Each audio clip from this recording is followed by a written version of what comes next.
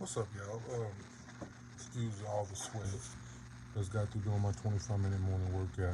280, 6'3". Haven't worked out in quite some time, so produce a little sweat when I start getting back in the hang of things. But like I said, it's April 4th, 2020. It's 8:15 a.m. I just wanted to talk to you a little bit about what I read this week. In the book of Proverbs, and is broadcasting wisdom like the key to success. It says wisdom literally sits in the street and calls out, "Hey, hey, listen to me. I have the keys, tips, tricks, strategy guides, shortcuts, everything you need to get through life." But we just keep walking. We just keep walking. And I think the reason that is because wisdom, it forces us to ignore the irrelevant and pay attention to the priorities. It teaches us that my face is sweaty, baby. It teaches us that God doesn't allow us to go through something without proper instruction. And God is, you know who God is, but wisdom is that word, that that endurance, the verbal endurance. And in the same chapter, it talks about wisdom and folly. Wisdom sits in the middle of the street, calls out constantly, and so does folly. But the difference is in the description. Wisdom calls out to advise, to warn, to enhance your current way of life. But folly, it calls out to distract you, to trip you up, to lead you to death, to have you accept the current version of you is either the best version or you can't get, or if you try to change, it only get worse. So folly is lies and wisdom is the truth. Now, I ask myself, why does wisdom start with the fear of God? And I'm still going back and forth with myself, but I think overall what that means, though grant me the discernment, is that in order for you to truly understand something, you got to know where it started. And since you don't know where God started, you have to start with what He created. And if you know that you know how much power and lack of physical activity that went into. Yeah, y'all don't understand. When I say power, you look at a muscle, how strong I am to pick something up. Um, my strength compared to somebody else. God's power is complete control. So if a thought occurs in his head and he speaks it, see, I don't. If a thought occurs in his head and he speaks it, that thought is literal life. So let there is literally life. Folly is the complete opposite. Yeah, it's the complete opposite. All that does is tell you that nothing will get better. Nothing will persevere in your life. The struggles that you're currently going through, you'll always be in it, but that's not God was telling us. God says, if you listen to my word, He corrects you. He align you up where you need to be. And if you get lined up where He needs you to be, He'll provide everything that you need. So all the things, me personally, me speaking from my perspective, all the things that I'm desiring now and that I'm trying to seek with these two hands, if I take these two hands and flip through the Bible and allow those words to jump out in my eyes and me believe what I read and develop a connection with God. So if I refocus my efforts from physical exertion to spiritual and emotional and mental exertion, my physical desires will be awarded. Like I used to have a strong problem with tithes. Like pay tithes and nothing happens. Not really nothing happens, but pay tithes half-hearted, not believing. So I stopped for a while, and I go. So then I found out that the church was sending all the tithes down to the conference. I'm like, that's not really going to the betterment storehouse. Then you listen to all these rappers and stuff, and they talk about how if you want to get rid start a church and you got 20,000 people paying 10%, you hit a lick, you know. So then I think about the Bible, how it was written. My mom plays tricks on me, but the point is that once you understand, not even the God that the world tries to paint, but the God that it's hard to explain, but it's the God that sends that voice that tells you that your business is going to be one of the best business in the world. But it scares you so much because where you're at now, you can't see past next week. So how can you build something that lasts 200 years? Our current mindset now doesn't allow us to see past what our eyes can decode. We are a people who lacks faith. We are a people who lack hope. We are a people who have lost God. And if we don't get them back, y'all see all this stuff that's going on in the world. And I believe one of the ways to get it back is just listening to that inner voice, listening to that. They say you have to tune in to wisdom. So when I think of tune in, you go to your radio, you got to tune into that station. That means you got to, that's not it.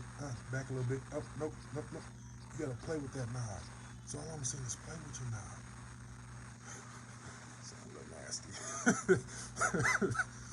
Play with your knob and tune yourself in to wisdom.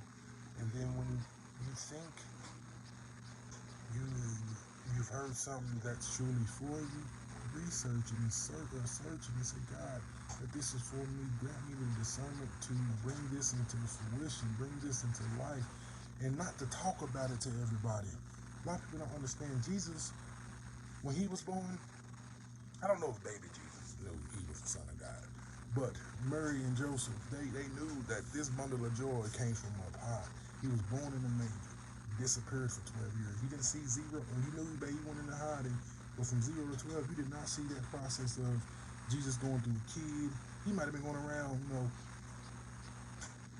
giving people third eyeballs. I don't know, but he might have been performing miracles on accident. I don't know, but they take that history away from us, or well, it's hidden. Because 0 to 12, you do not know about Jesus' process. Then, when he's 12, he shows up in the temple. And he's questioning the Pharisees and the scribes. He's throwing knowledge in them, and they have no idea where it's coming from, but they recognize that power. So sometimes, even if, I don't know, Jesus said, I'm in my Father's house, so he knew he was the Son of God, but I don't know if he knew he was the Son of God. I don't know. I got to do more research on my part. But I take that as even when you don't know who you are, if you follow your process, people around you will start to notice who you are before you even start to. So sometimes you just got to stay tuned. And sometimes that process needs to be hidden because certain people can throw you off, certain obstacles can throw you off, certain attacks can occur that might not help that come into fruition. But then after he discovered himself, he disappeared again from 12 to 30. Another 18 years, y'all.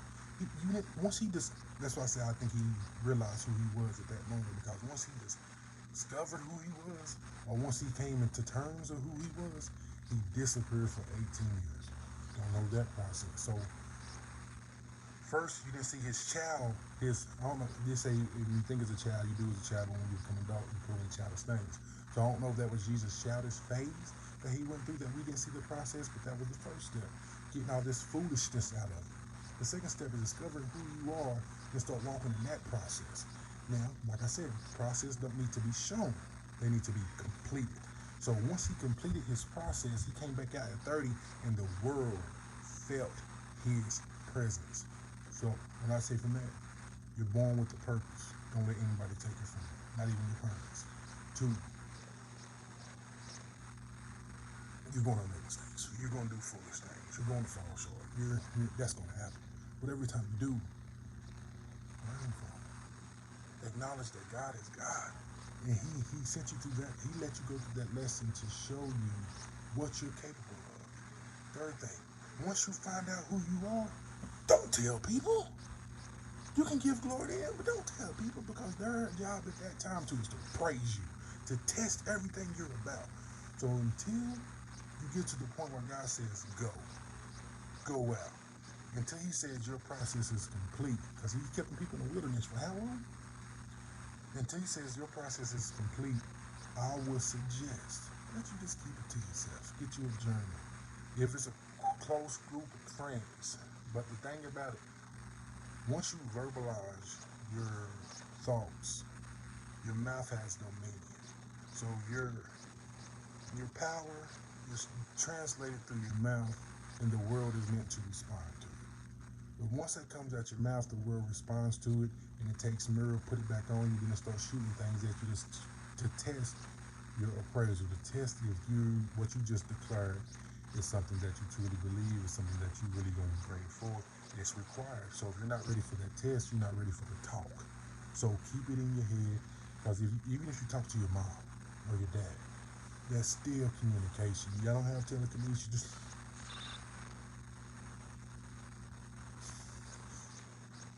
You don't have that. You have to verbalize your thoughts. Now, so, what else goes on? Point 4? Point 5. Once your process is complete, then it'll be your time. There's a saying, you keep working until you start receiving the feedback. Because when you start receiving the feedback, you'll be so deep into whatever you is, that feedback, to be honest, it just motivates you to do better. So,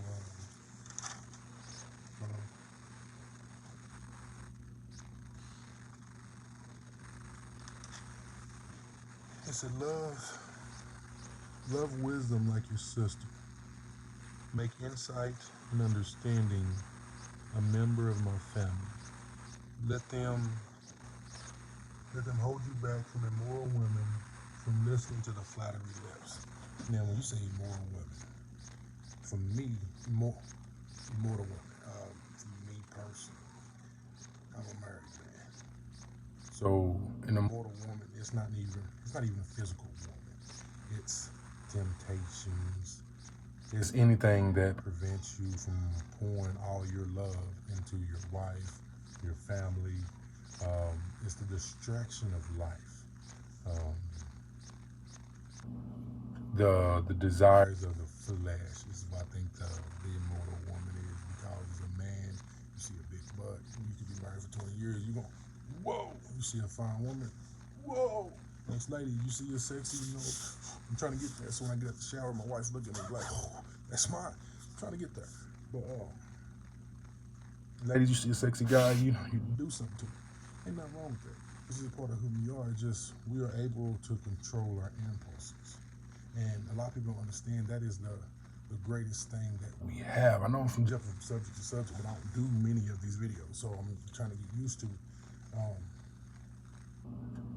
We have the ability to choose. That's why we don't have automatic praise. Like the angels, we have a manual praise. We have to manually decide to, Jesus, you're the victor. If you know me, I butcher songs, so you just witnessed that on the recorded video. But he don't want an automatic praise. He wants a manual praise. And the reason he wants that, because when he created the angels, that was an automatic praise. They were created to worship. And you know,